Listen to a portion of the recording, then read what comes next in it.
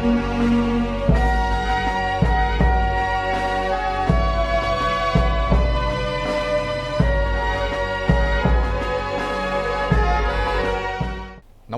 Welcome to V3 news. లక్ష్యం సమాజహితం. ఈరోజు special story.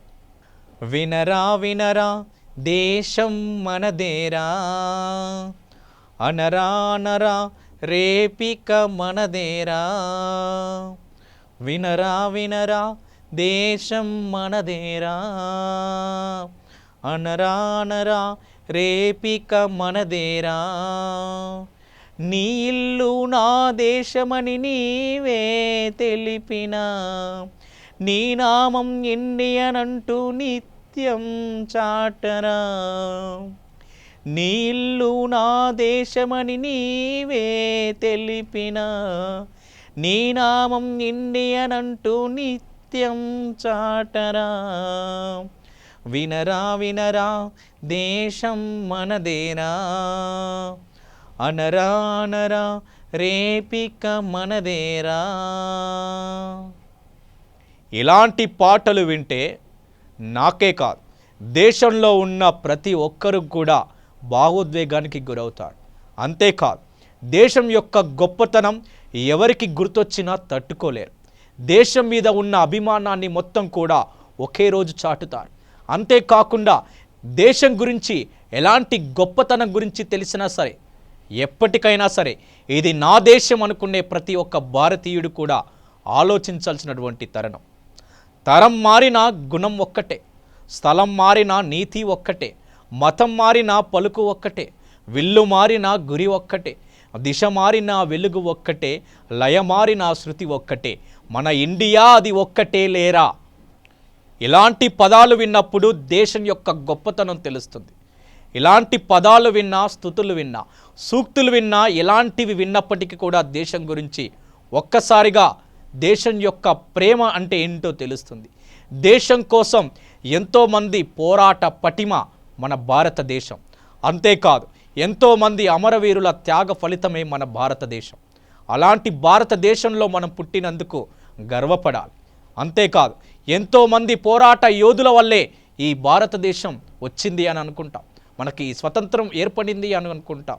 అయితే మీకు తెలిసినటువంటి ఒక చిన్న స్టోరీ చెప్తాను. భగత్ సింగ్ అందరికీ కూడా యువతకు ఆదర్శం. తను ఒక రోల్ మోడల్.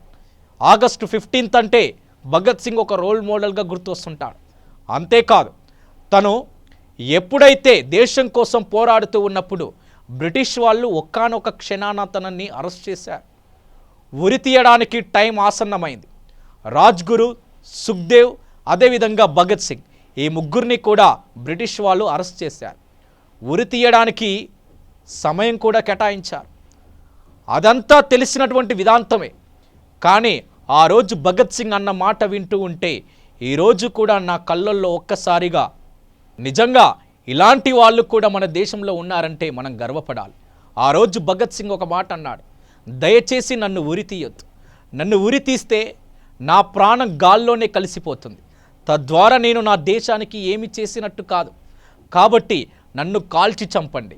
నన్ను కాల్చి చంపితే ఆ రక్తపు మరక నేల తల్లిని తాకి అది కాస్త రాబోయే యువతరానికి వెలుగ్గా మారాలి. దేశం గర్వించే దగ్గ విధంగా ఉండాలి. యావత్ యువత కూడా భారతదేశం యొక్క గొప్పతనం తెలుసుకోవాలి అని చెప్పాడు భగత్ సింగ్. ఇలాంటివి వింటూ ఉంటే ఎప్పటికైనా ఎప్పుడైనా నిజమైన భారతీయులం అని అనిపిస్తూ ఉంటుంది. ఇక మేరా భారత్ మహాన్, ఈ మాట వినగానే మన నరాల్లోనూ దేశభక్తి ఉప్పొంగుతుంది. భారతీయులైన ప్రతి ఒక్కరూ తమ తల పైకెత్తి మరి సగర్వంగా మనకు ఉన్న స్వేచ్ఛ, స్వతంత్ర్య గురించి మాట్లాడుతూ ఉంటారు. ఢిల్లీ నుంచి గల్లీ వరకు దేశ నలుమూలల ఆగస్టు 15న త్రివర్ణ పతాకం రెపరెపలాడుతుంది. 200 ఏళ్ల బ్రిటిష్ పాలన నుంచి విముక్తి కోసం ఎందరో మహానుభావులు సుదీర్ఘ పోరాటం సాగించారు. దీని ఫలితంగానే దేశానికి 1947 ఆగస్టు 15న స్వాతంత్రం సిద్ధించింది. అందుకే 15 ఆగస్టు భారత చరిత్రలో చిరస్మరణీయ రోజుగా నిలిచిపోయింది. స్వాతంత్ర దినోత్సవానికి సంబంధించిన కొన్ని ఆసక్తికర అంశంపైయే V3 న్యూస్ ప్రత్యేక కథనం మీకోసం.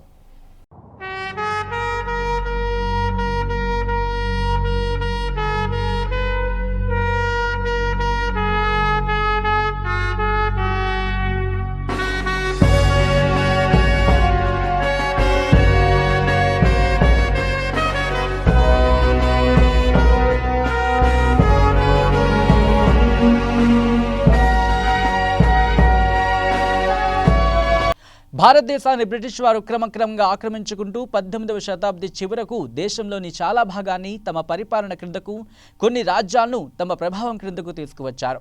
19వ శతాబ్ది తొలినాటికి వారి ఆధిపత్యం పూర్తిగా స్థిరపడిపోయింది. 1858 వరకు భారతదేశ సార్వభౌమునిగా మొఘల్ పరిపాలకులే ఉన్న 19వ శతాబ్ది తొలినాల నుంచి ఆయన గౌరవాన్ని తగ్గిస్తూ వచ్చారు. చివరకు 1857లో ప్రథమ స్వాతంత్రం సంగ్రామం జరిగి భారత సిపాయి రాజు అందులో ఓడిపోయాక 1858లో బ్రిటిష్ రాణి భారత సామ్రాజ్యాధినేత్రి అయ్యాక దేశం బ్రిటిష్ పాలన కిందకి వచ్చింది.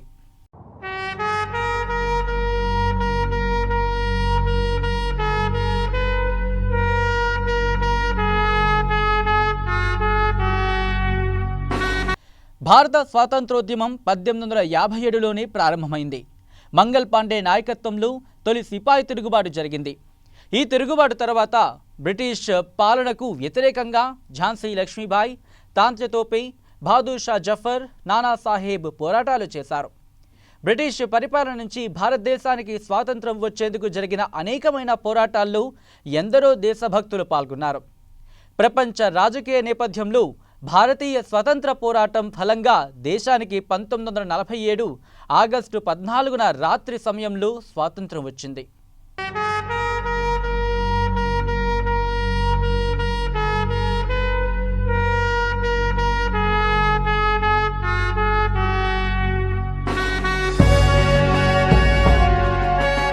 ఆగస్టు 15ని స్వాతంత్ర దినోత్సవం జరుపుకోవడానికి గల కారణాలను ఒక్కసారి చూద్దాం.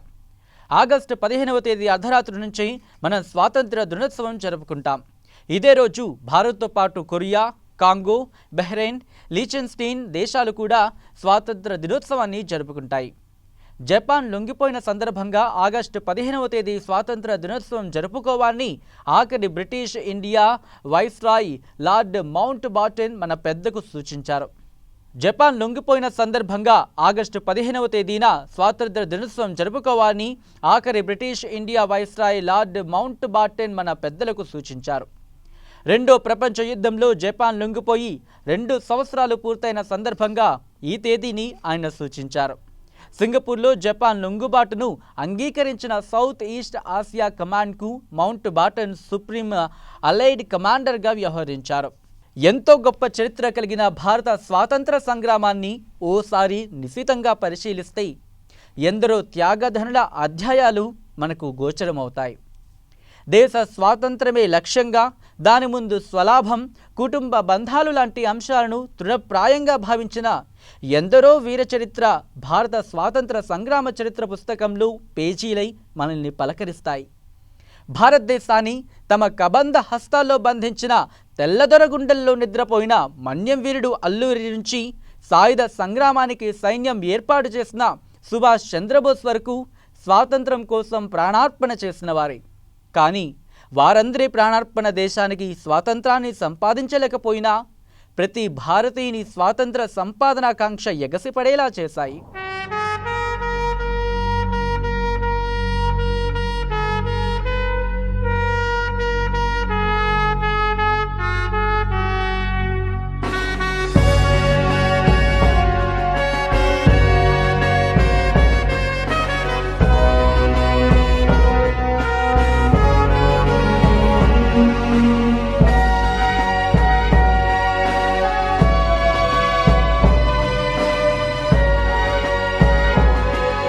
దేశానికి స్వాతంత్రం సంపాదించాలంటే అది శాంతి మార్గంతోనే సాధ్యమని నమ్మిన అదే దారిలో చివరి వరకు పోరాడే దేశానికి స్వాతంత్రం సంపాదించి పెట్టిన ఘనత మహాత్ముడికి దక్కుతుంది.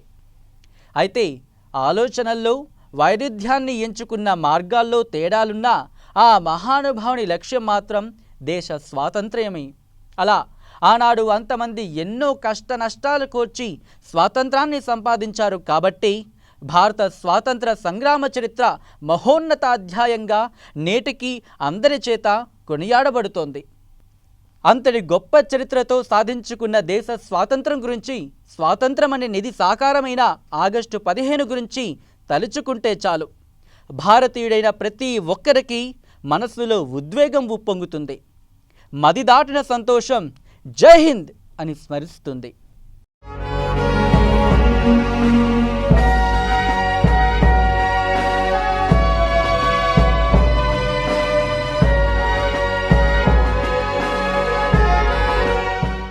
ఇక దేశానికి స్వాతంత్ర్యం రావడంతోనే సరిపోలేదు. అన్ని వ్యవస్థలు, పౌరులు సమాజంలో సక్రమంగా పనిచేస్తేనే బంగారు భారతదేశం ఏర్పడుతుంది. స్త్రీలు, పురుషులు, వృద్ధులు, వన్యప్రాణులు, పర్యావరణం ఇవన్నీ సంతోషంగా, భద్రంగా, ఆరోగ్యంగా ఉన్నప్పుడే అది గొప్ప దేశం అనిపించుకుంటుంది.